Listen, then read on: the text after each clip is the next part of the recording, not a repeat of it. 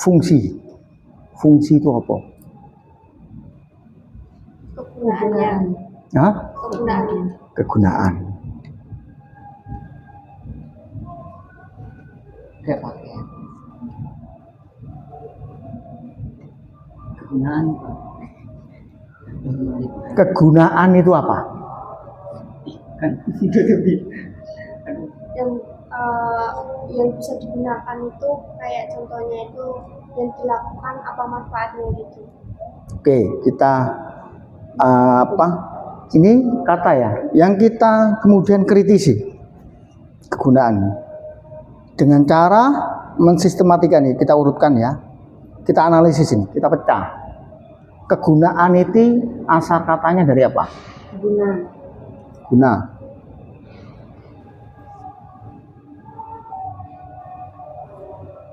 Guna itu kata apa? Jangan-jangan begini, biar kita tidak keliru.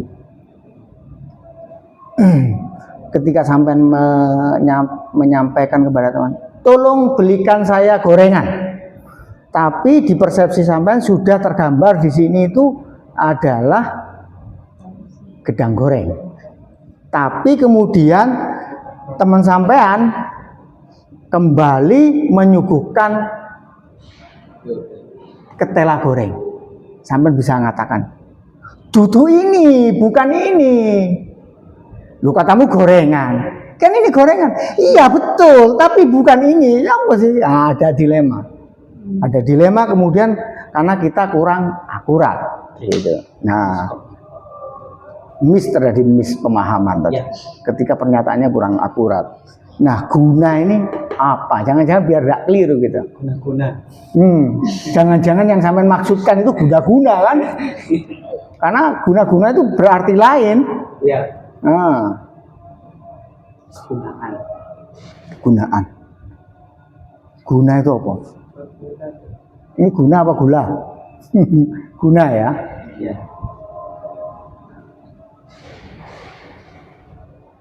Terus gak usah repot-repot loh. Ono, aku mau AI. Kritisnya jalan. Iya, nanti kan kita tinggal setuju atau enggak sama ini kan. Oh, iya. Oh, repot-repot. Guna adalah guna istilah yang digunakan dalam bahasa. Istilah mama. Guna itu dapat diartikan sebagai tujuan atau motivasi untuk apa sesuatu itu dipakai. intinya ini. Manfaat. Manfaat. Guna itu adalah manfaat. Ketika guna sama dengan manfaat, maka ini kita tanyakan, guna ini kata apa? Kata benda kah? Berarti kita menggambarkan suatu benda. Atau kata kerja. Kita akan menerangkan bahwa guna ini suatu aktivitas. Atau kata sifat, atau kata keterangan, atau kata guna ini kata apa? Ketika guna sama dengan manfaat. Ya wis, manfaat ini kata apa? Karena kurang lebih sama ini. Berguna, bermanfaat sama atau enggak? Sama. Ya lagi diskusi bersama langsung ragu-ragu. Beda. Beda enggak? Beda. Oke. Bisa menjelaskan bedanya? Berguna, bermanfaat. Kalau dari segi kata aja udah beda. Ya. Kalau berguna lebih spesifik kalau tidak salah. Jadi ibarat kata tangan digunakan untuk apa ya, mengangkat tadi, otak berarti. Kalau bermanfaat lebih ke arah kita pelajari dia masuk dalam masalah yang memang bisa apa ya, menyelesaikan semuanya gitu. Bermanfaat. Yo karena kita belajar ini yo bermanfaat bagi ini. Ya menurut saya gitu. Oke. Atau mungkin bisa saya artikan bahwa yang sampai maksud guna, beda guna sama manfaat adalah Guna itu ada ruang lingkupnya lebih terbatas. Iya. Manfaat itu tidak terbatas gitu. Oke. Jangan-jangan ini begini. Guna itu adalah manfaat yang berasal dari serapan bahasa Melayu. Manfaat itu adalah sama dengan maksud guna yang kita serap dari bahasa Arab. Artinya podo ae gitu loh. Jangan-jangan sama gitu loh. Antara gedang goreng dan dodo gedang gitu. Ya, Iya. ngerti maksud saya ya? Ngerti. Ya. Ini dulu. Guna kita artikan sementara dulu bahwa guna sama dengan manfaat. Karena kita masih abstraksinya masih kebingungan kita antara batasan guna dan manfaat. Guna manfaat ini beda apa enggak ya? Sementara ini yang beda cuma kata-katanya saja atau susunan hurufnya. Ya. Tapi dalam penggunaannya yang sampean mengerti, yang sampean biasa lakukan, yang sampean biasa katakan, ketika sampean mengatakan berguna dan bermanfaat itu artinya sama enggak maksudnya bagi sampean? Sama, oke. Ya kita pegang itu dulu. Oke. Dan pertanyaannya sekarang adalah guna dan manfaat ini berasal dari kata apa sih ini? Sifat. Bersifat guna, memiliki sifat ada manfaat. Ya. Berarti kalau dia kata sifat, ada objek yang disifati. Ada objek yang disifati. Contoh, guna batu, manfaat batu. Objeknya batu. Kita kasih manfaat, kita tempeli sifat, guna dan manfaat. Ya. Apa gunanya batu? Apa manfaatnya batu? Banyak ya kan? Banyak. Sampean paham ya yang saya maksud ya? Ya, wis. Berarti dari situ bahwa guna ini kata sifat ya.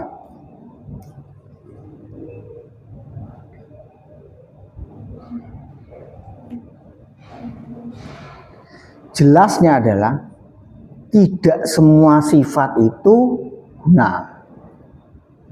Tapi semua guna, semua manfaat, ya pasti sifat dia itu yang bersifat. Karena ada sifat yang tidak guna. Merah, biru, itu juga sifat, tapi bukan maksud guna, ya kan? Oke, sifat yang seperti apa yang sampai maksud guna ini? Yang membedakan dengan sifat-sifat yang lain. Sifat itu apa ya? Karakter. Guna itu. Sifat itu karakter. Manfaat itu adalah karakter. Yang kita maksud karakter itu adalah sifatnya. Nah, sifat karakter seperti apa yang kita katakan akhirnya ini menjadi ini guna, ini manfaat. Percaya diri. Percaya diri. Oh gini. Biar kita tidak kelimpungan lagi tentang manfaat. Apakah semua benda? Oh ya, contohkan kepada saya apa saja yang memiliki manfaat, apa saja? Handphone. Lagi. Baju. Korek. Oke, banyak ya, sampean mengerti. Nah, pertanyaannya sekarang sampean menemukan enggak segala sesuatu yang tidak termasuk manfaat, yang tidak bisa kita sifati manfaat. Contoh, cari contoh sesuatu yang tidak manfaat. Lalat. Ada enggak manfaatnya? Ada. Oke. Jangan-jangan kita yang nggak manfaat ya. Lalat manfaatnya apa? Untuk kutip bunga, biasanya kalau bunga mau Itu tawon. enggak Nah, itu tawon juga. Tapi karena karakteristik Nyamuk. itu apa? Intinya membuai sebuah putik, ya bisa jadi bisa dilakukan oleh lalat. Ya bisa. Bisa. Tapi meskipun itu fungsi khusus itu oleh tawon tadi. Tapi yang paling utama adalah lalat itu kan mengurai. Ketika tidak banyak hewan yang mau makan bangkai yang bau, super bau, lalat tuh mau. Kalau tidak ada lalat, siapa yang bersihkan bangkai itu? Anuset mas, atau belantung. Belantung itu kan anak lalat. Kalau gini gimana ya? Kalau ada, aku belajar dulu di KBBI, tidak ada benda yang tidak memiliki manfaat. Tapi dalam filsafat ini tugas kita ada menggunakan filsafat untuk mencari apa sih manfaatnya dari benda tersebut atau suatu keilmuan tertentu, misal matematika itu manfaatnya apa, sifatnya kayak gimana. Oke, saya paham maksudnya. Artinya begini, sesuatu kita sifati manfaat, yang kita maksud dari manfaat adalah menarik fungsi guna, mengambil keuntungan dari sesuatu. Ketika kita merasa perlu, beruntung terhadap sesuatu itu, berarti dia ada manfaatnya. Oke, pertanyaan statement tadi yang awal bahwa hampir banyak benda, banyak sesuatu itu ada manfaatnya, sampai banyak menemukannya. Ketika sampai mengasihkan contoh sesuatu itu yang tidak bermanfaat, kita kesulitan. Bisa jadi pertanyaannya, statementnya adalah mungkin ada sesuatu yang bagi kita atau sebagian dari kita itu kita anggap tidak bermanfaat hanya karena kita belum tahu manfaatnya. Ya, oke ya. Hanya karena kita belum tahu manfaatnya. Yang tahu manfaatnya bapak saya ini. Saya belum tahu ini manfaatnya beliau ngoleksi perangko-perangko lama ini apa manfaatnya kan. Ini kan habis-habiskan uang, selalu sergon larang dan lain-lain. Apa ini maksud kakak saya kemudian memburu sepeda motor tahun 75 kemudian dibenahi, apa manfaatnya? Ini kan habiskan uang. Kalau fungsinya untuk apa mengantarkan kendaraan dan lain kan ada yang lebih mudah, malah lebih baru, lebih tidak menyusahkan, lebih murah. Ngapain dia kemudian, apa kelebihan manfaatnya? Mungkin kita belum tahu, tapi dia menangkap manfaat itu. Tapi secara umum kita katakan hampir semuanya ada manfaatnya. Hanya saja kita belum menangkap manfaat. Tapi yang kita maksud manfaat itu adalah sesuatu yang bisa memiliki nilai guna, sesuatu yang bisa kita tarik keuntungannya bagi kita atau alam atau bagi siapapun. Untuk menjelaskan arti kata sifat manfaat.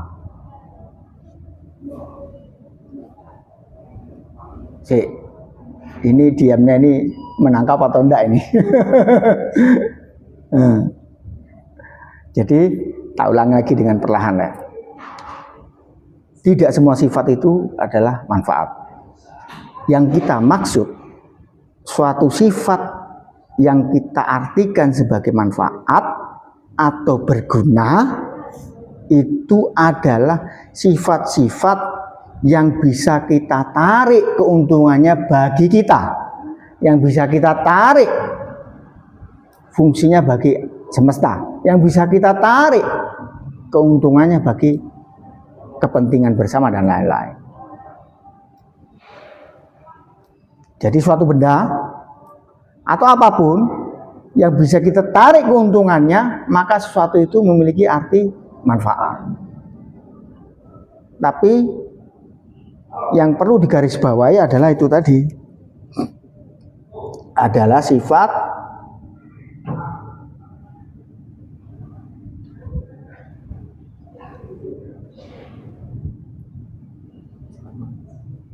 bisa di apa ya, ditarik.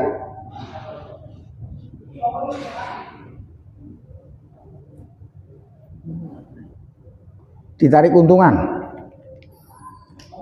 Yang jelas yang saya maksudkan ini beda dengan keuntungan bisnis Yobati lain ya. Yang saya maksud ini lebih luas daripada itu. Yang kita maksud di sini adalah apapun itu, ketika itu bisa bernilai. Bernilai itu punya nilai, itu punya sesuatu yang bisa kita ambil keuntungannya bagi kita. Bisa menyokong keperluan kita. Sesuatu itu bermanfaat. Bisa ditangkap di sini? Bisa. Oke ya. Nah, ini kita sudah melakukan praktek filsafat dengan menjabarkan fungsi. Oke. Ketika fungsi itu didiskusikan secara filsafat, itu ini. Ketika kita tarik ke atas ini, nah, maka fungsi sama dengan, nah ini adalah sesuatu yang memiliki karakteristik yang bisa ditarik keuntungannya bagi kita. Yaitu arti dasar fungsi.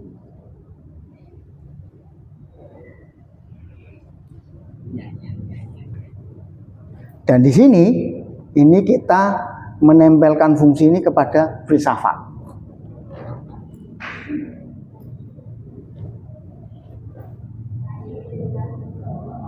Ilmu filsafat. Ilmu filsafat bisa kita memiliki karakteristik. Ilmu filsafat itu memiliki karakteristik yang bisa kita tarik keuntungannya buat kita. Sepakat apa enggak? Sepakat. Sepakat ya. Ada keuntungannya kita bisa belajar filsafat. Mudah, mendalam, mengerti sesuatu secara mendalam. Lebih mudah, lebih menyeluruh kita mengetahui sesuatu. Oke, teman-teman, sampai di sini ada yang mau didiskusikan?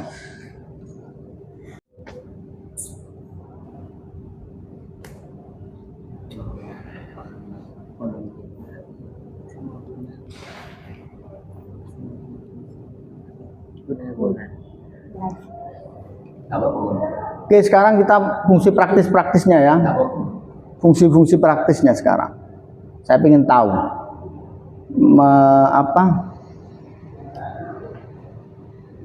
forum ini ya, diskusi filsafat ini. Panjenengan memiliki fungsi-fungsi praktis. Kenapa sampai mau belajar ini sih, filsafat? Sampai ingin tahu sudah ada HP, ada internet. Ngapain sampai susah-susah untuk berdiskusi filsafat? Karena lebih efektif. Lebih efektif mana? Sampai nyari pengetahuan melalui HP dan melalui diskusi ini. Mungkin kalau dari HP bosan. Bosen ya? Ya wis. Saya tandai dulu.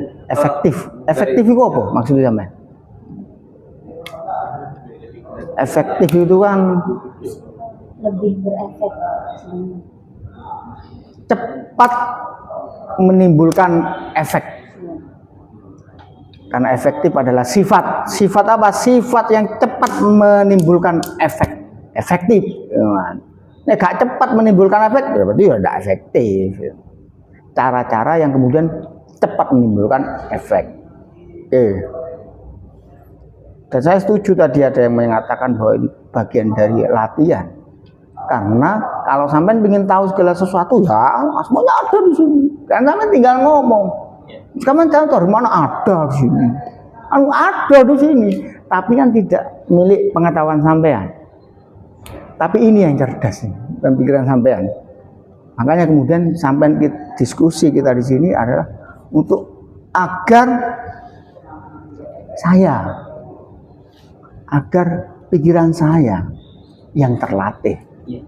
Memandang sesuatu itu lebih mendalam, lebih luas. Ya, oke. Sampai di sini ada nggak pertanyaan yang mau sampean tanyakan di sini? Kita diskusikan. Oke, monggo sampean tanyakan. Ini kan begini ya, seperti ini kan bertele-tele ya. Ya. Kan ini kan melelahkan di otak ini kan. Waduh, Ya. mosok rek kabeh apa ketika kita filsafat itu harus memakai kontemplasi dulu. Oke, gampang lah kontemplasi ya. Kita lihat seseorang, kita lihat sesuatu yang kita mau mengerti, kita bayangkan dulu. Oh, ini kontemplasi ya. Kemudian dikritisi. Ini benar enggak ya? Ini jangan-jangan cowok ini yang saya lihat. Oh, enggak benar cewek. Oke, kita kritisi. Kemudian sistematika. Ini anak mana ya? Fakultas apa ya? Oh, ini angkatan tahun berapa ya? Kita memecah-mecah, menganalisis, mensistematikanya. Kemudian secara radikal ya. Intinya layak enggak ya ini saya mendekati ini dan lain-lain. Ini kan melelahkan. Gak esok langsung segala dipikir, Mbak, sama sudah punya pacar? Belum. Ukuran bajunya apa, Mbak? Kan bisa langsung begitu. Atau nomor rekening, Mbak? Kan bisa langsung. Nah, ya ada cara-cara yang kemudian itu lebih efektif ya. Cara filsafat malah melelahkan gitu. Nah, di sini mungkin terbesit di sampean apa fungsinya praktisnya bagi saya ini diskusi filsafat ini kan. Karena kalau sekedar pengen tahu, oh banyak di HP ini, tinggal tanya, buka, tanya. Bahkan lebih canggih lagi pencarian itu tidak hanya Google itu kan dari artikel-artikel. Ini ada yang namanya kecerdasan artifisial. Tuh, belum kita bahas secara filsafat ini kan. Ini adalah program komputer yang kemudian bisa mikir sendiri dan siap melayani pertanyaan panjenengan. Loh, ya kan? Dengan teks. Sekarang sudah bisa melayani panjenengan dengan suara. Oh, saya tanya, apakah Arman itu fakultas ekonomi? Wah, kan ditanya. Ya, Arman adalah fakultas ekonomi, tapi Universitas Gadjah Mada Yogyakarta, kan ngono. Tapi maksud saya dia sudah bisa melayani suara. Upgrade nanti bisa jadi AI ini melayani panjenengan tidak hanya dengan teks suara tapi juga gambar. Ditunjukkan video-videonya. Dan juga bisa gerakan ketika dia kemudian punya kemampuan diinputkan kepada robot dan lain-lain. Dan lebih jauh lagi, macam-macam ya. Macam-macam, bisa juga melayani dengan sentuhan. Nanti itu akan ada seperti itu. Akhirnya pada zamannya nanti ketika AI ini bisa melayani dengan luar biasa kepada sampean hampir seperti yang sampean maksudkan, sampean sudah tidak mencintai manusia, hanya terobsesi untuk mencintai AI. Saya mau menikah dengan AI, saya tidak mau sama manusia. Maksudnya itu gampang ngambek, ditanyai rewel, tidak sabar AI loh, sabar, penyayang, telaten, terus macam-macam. Itu juga persoalan yang fundamental yang perlu kita filsafati. Tapi yang jelas dari sisi kepraktisan kita belum tahu apa sih kita diskusi filsafat ini, fungsi praktisnya buat kita itu apa kalau tidak hanya melelahkan otak. Satu sisi praktisnya adalah melatih daya nalar kita, pikiran kita. Yang tujuannya melatih itu ya agar kita manusia berakal yang tidak mudah diakal-akali. Ada enggak fungsi praktis yang lain? Atau cukup di sana? Kita manusia berakal yang tidak ingin diakal-akali.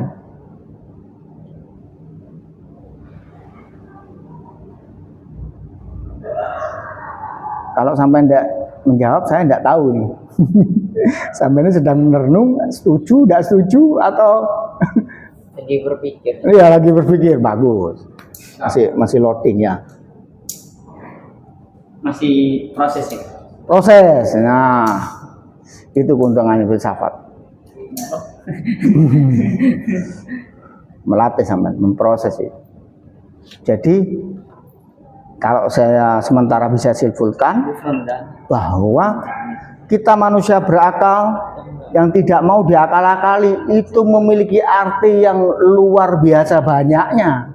Yaitu intinya, yaitu menjawab banyak hal dalam kita berinteraksi, dalam kita berproses, dalam kita berpikir, dalam kita menyerap pengetahuan.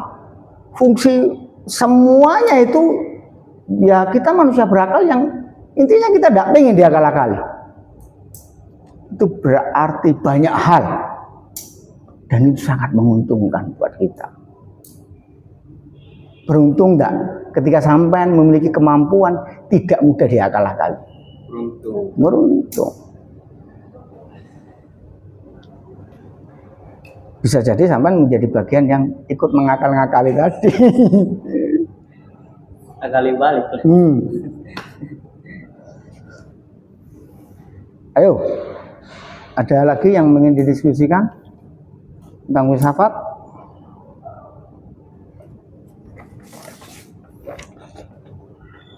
Ini saya punya ketikan. Ini sudah lama ya. Lama artinya sudah berumur 6 tahun lebih. Ribuan tahun. Oh ya, filsafat ribuan tahun. Ya. Saya udah mau. Ya. Nggak abad pasti. Ya, betul. Nah, mungkin ini mempermudah manfaat, monggo bisa dibagikan ke teman-teman nantinya, bisa diperbanyak ya.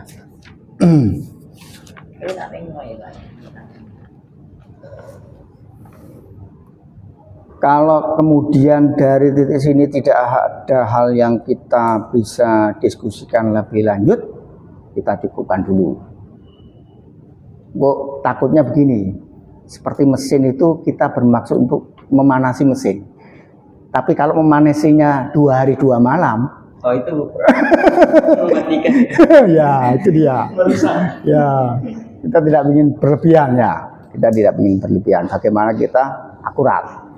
Nah, filsafat salah satu fungsinya adalah berpikir agar sampai menangkap sesuatu itu sampai dipikir mendalam, rigid dan lain-lain.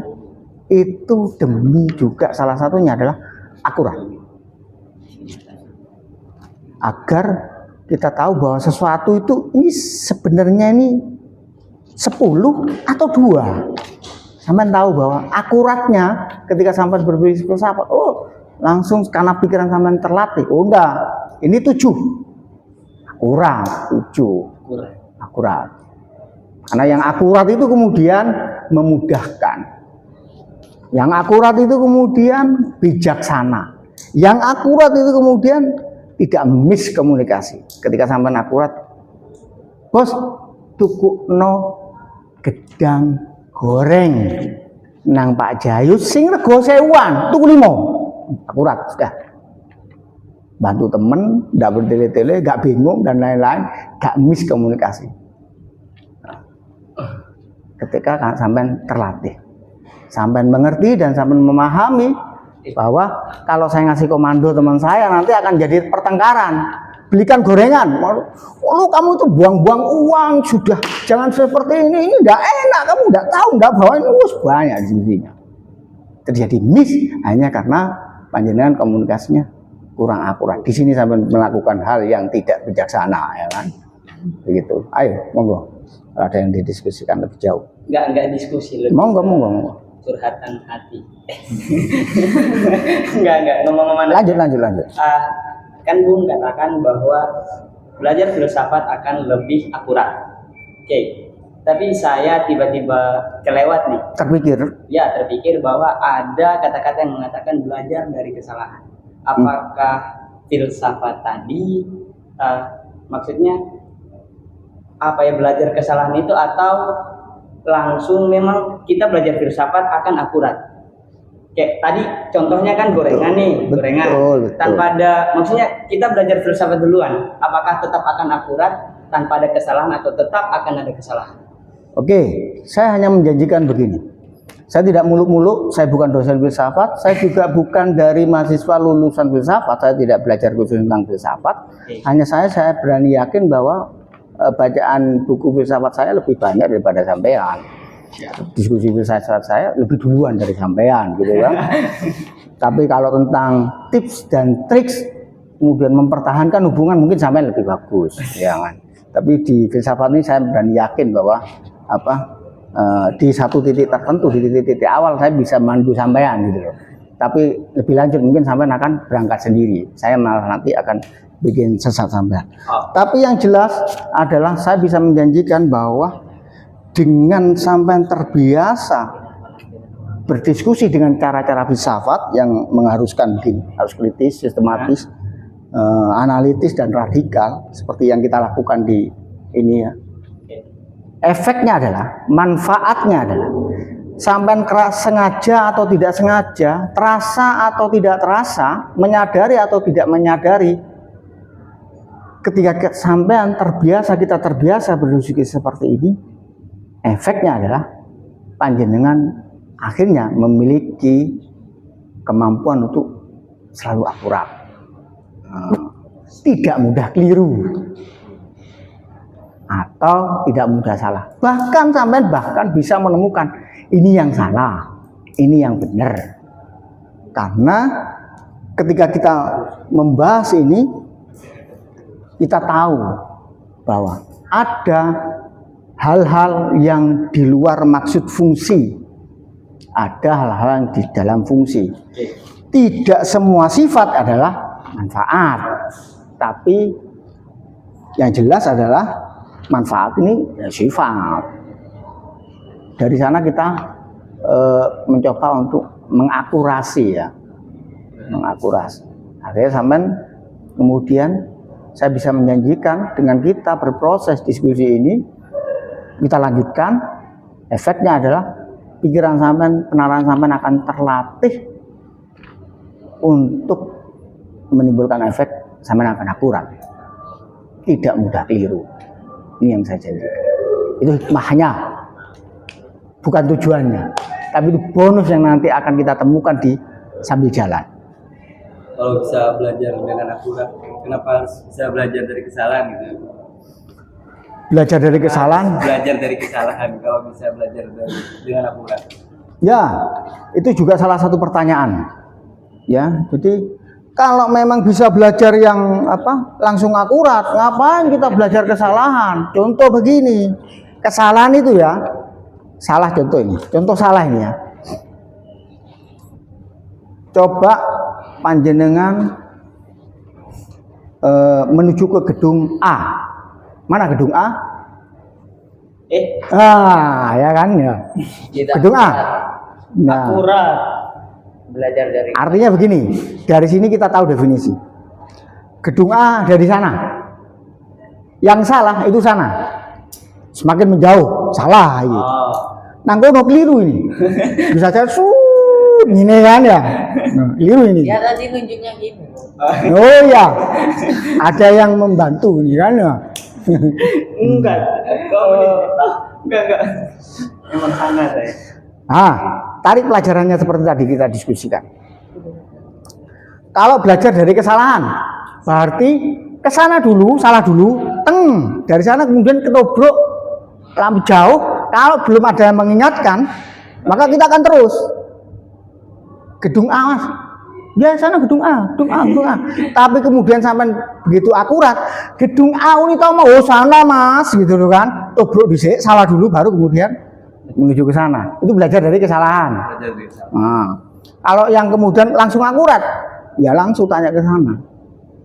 Nah, kita nggak tahu apa yang kita bahas itu, kita setat, kita belum tahu karena pengetahuan kita terbatas. Pengetahuan kita itu parsial.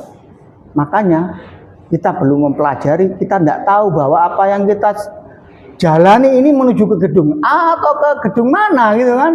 Jadi belum ada yang bisa menghargai ini, belum ada yang bisa menilai apakah yang saya lakukan ini salah atau akurat.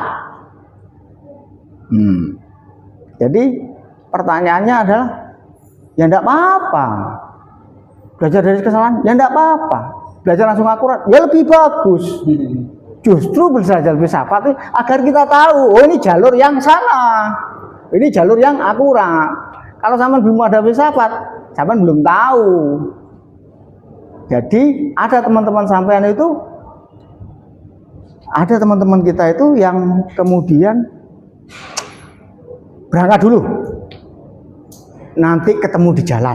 Nah ya kan, ada lagi, jangan berangkat dulu, tentukan dulu arahnya. Sama seperti tadi berangkat ke gedung A. Nah, yang berangkat dulu, ketubruk baru ketemu. Oh ini gedung A. Keliru dulu baru ketemu gedung A. Yang mikir dulu, nggak berangkat ini. Oh gedung A itu sebelah mana? Informasi dikumpulkan dulu. Oh arahnya sana. Kemudian dia berangkat.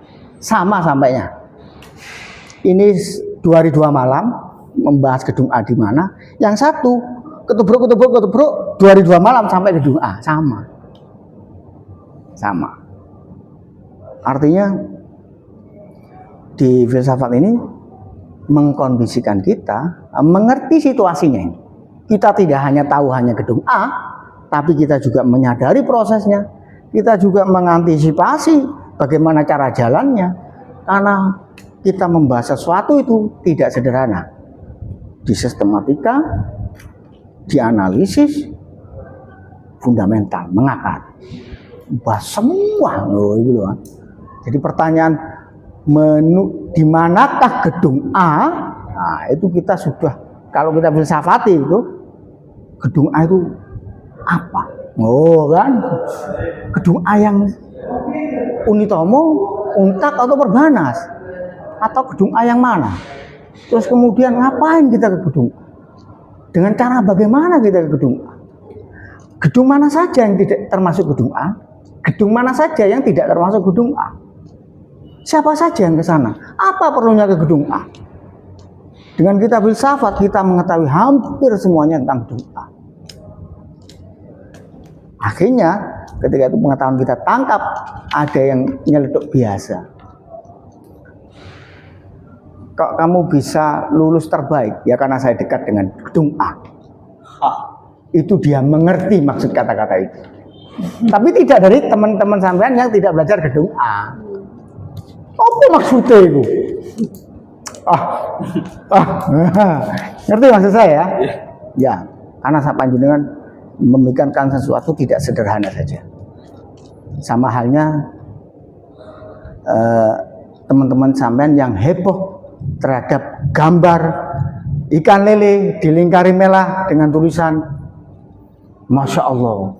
Oh, ya kan? Masya Allah, dengan kekuasaan Tuhan ada ikan berkepala lele. Semuanya heboh. Saya nggak tahu filsafat ini. Sama goblok aja. Sama tidak ada teman-teman kemudian sama terobsesi, luar biasa, viral. Sama tahu bahwa ya viral itu. Tapi ya bodoh itu. Meskipun 1 juta orang mengatakan bahwa 1 tambah 1 sama dengan 3, kalau salah ya salah.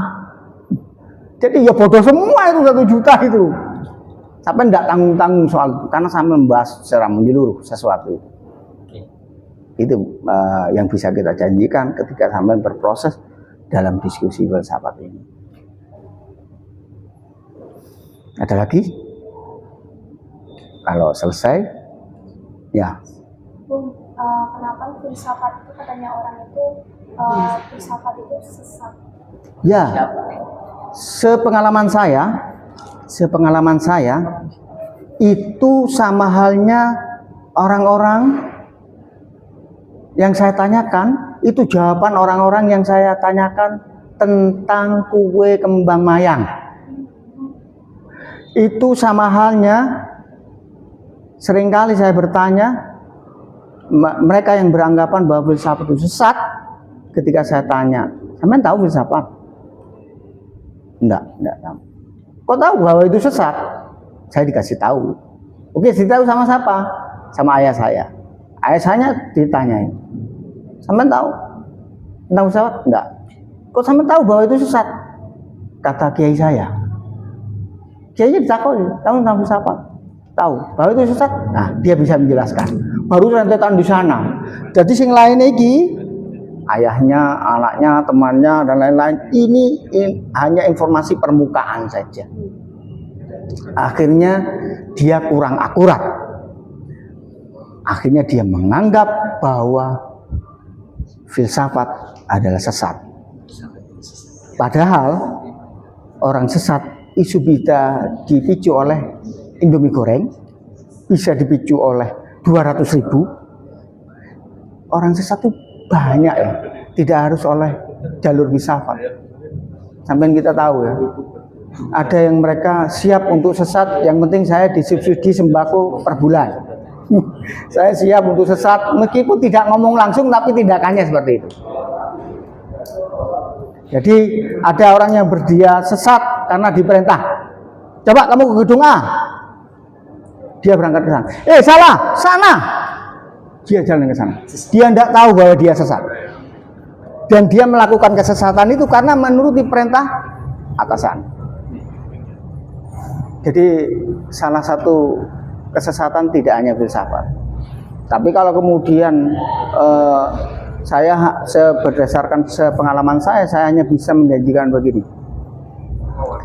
Jika sampai berhenti untuk belajar, berhenti di tengah jalan, saya bisa pastikan bahwa sampai sesat. Tapi ini sampai terus, ya enggak. Sama halnya sampai menuju gedung H, berhenti di tengah jalan, sudah sesat sampai, tidak pernah sampai ke gedung H sampai. Teruskan itu. Belajar terus. Jangan berhenti di tengah. Artinya, apakah filsafat menyesatkan? Bisa ya, bisa tidak. Apakah hanya filsafat yang menyesatkan? Enggak, banyak hal-hal remeh yang juga menyesatkan. Ya, kalau sampai contoh adalah kita belum bahas lebih jauh loh ini. Sesat adalah Aduh. ya belum siap ya. Ini tema ya. tema. Tapi kalau yang sampai maksud adalah keyakinan keagamaan, banyak orang pindah agama itu bukan karena filsafat ya. Lebih banyak orang pindah agama atau tidak tertib secara agama atau menentang agamanya itu bukan karena motif filsafat. Banyak. Tapi saya bisa yakinkan bagi mereka yang kemudian punya keyakinan dan mereka memiliki dasar filsafat, keyakinannya itu tidak buta. Keyakinannya itu lebih komprehensif, artinya dia tahu tentang keyakinannya dia sendiri. Dia mengerti lebih dalam tentang keyakinannya. Saya bisa jamin itu. Lebih mantap lah Tuhan. Tidak mudah terombang-ambing lagi. Tuh.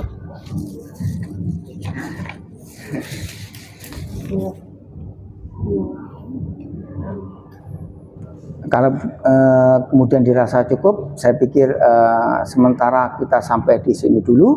Untuk tema selanjutnya, saya ingin begini, menyampaikan bahwa saya mengikuti panjenengan, bukan panjenengan mengikuti saya. Kalau panjenengan mengikuti saya sedang ada keperluan, maka bantu saya dengan keperluan saya. Lebih baik adalah dalam diskusi filsafat saya mengikuti terma panjenengan daripada sampai mengikuti saya sampai iso-iso dadi kuli gue. Keperluan saya banyak. Dan lagi saya yang jelas merasa atau berpikir bahwa ketika saya menentukan kurikulum ini secara filsafat, kurikulum filsafat yang baik menurut sampean itu seperti apa? Sepengalaman saya itu macet di tengah jalan. Karena apa? Karena yang saya maksud baik, penting itu ternyata tidak cocok sama audiennya. Hanya saja audiennya itu sungkan ngomong sama saya. Kenapa? Karena saya lebih sepuhnya karena saya lebih banyak ubannya daripada sampean, ya kan? Saya pengalaman hidupnya lebih umur saya lebih akhirnya sampean sungkan. Enggak ngomong. Hanya saja kemudian sampean wis gak tahu tekong. Karena akhirnya dalam prakteknya yang perlu diskusi filsafat itu seolah-olah kemudian saya bukan sampean. Jadi lebih baik untuk pertemuan selanjutnya kita bahas apa, sesinya apa. Saya mengikuti panjenengan. Seperti itu ya. Request. Iya. Requestnya sampean gitu loh ya. Waktunya juga saya akan mengikuti dan menyesuaikan. Waktu yo tawar-tawaran. Ya saya mengikuti waktu sampean ya harus di apa? Ya berimbang lah, berimbang. Ketika saya all out untuk kemudian mengikuti waktu sampean, ya sampean harus siapkan berapa saya per bulan. Yaudahlah kita tawarkan mana yang cocok. Saya longgar, sampean bersedia. Kalau ketemu ya kita diskusi. Siap aja ya. Oke, sampai di sini kita ketemu untuk di sesi selanjutnya. Sekian dari saya. Dari titik awal ini selamat, panjenengan sudah sampai kepada ketidaktenangan penalaran, kegoncangan pikiran. Saya sudah mengantarkan sampai ke titik itu. Selanjutnya ketemu lagi dengan goncangan yang lebih lain, penalaran yang lebih menggegerkan lagi di sesi selanjutnya. Sekian dari saya. Assalamualaikum warahmatullahi wabarakatuh. Waalaikumsalam.